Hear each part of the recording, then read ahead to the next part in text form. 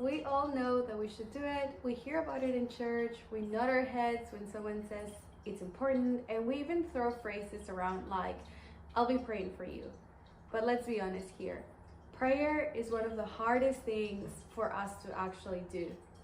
Not because we don't believe in it, obviously, but because life gets loud. We get busy, our minds are scattered, and if we are honest with each other, there are days when prayer feels more like talking into thin air than actually talking to the God of the universe.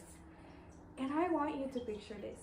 Prayer is to your soul what oxygen is to your lungs. When we don't pray, we're not just neglecting a religious habit, we are gasping for a spiritual air. And yet, so many of us walk around spiritually winded, spiritually faint, because we are trying to live without the one thing that keeps us alive, and that's communion with God. So that's why the disciples didn't say to Jesus, teach us to preach, teach us to heal, Lord, teach us to do miracles. There is no verse in the Bible where the disciples actually request this from Jesus. They said, Lord, teach us to pray, because they saw something in him that was different. They saw that prayer wasn't just part of his life or something that he did very well. It was the lifeline of his life. And that should say a lot already. So that's why today you and I need to do the same thing.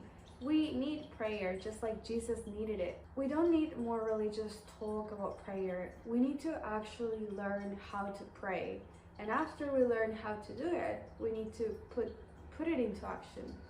So I have divided this into a couple sections because I recently did a study on prayer, and I am getting inspiration from the book that I used to study, which is called We Pray, or Learning to Pray.